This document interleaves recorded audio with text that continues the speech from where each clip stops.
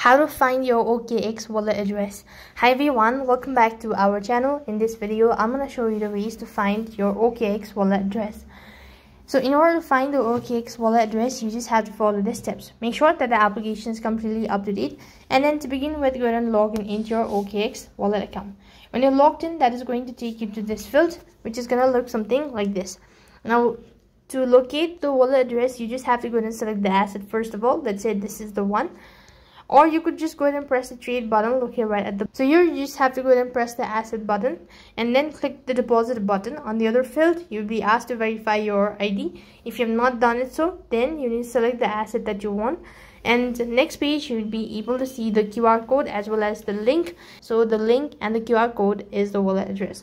So you could either copy down the link or you could either download the QR code. And through that, you could go ahead and use your address in order to transfer funds or deposit amounts.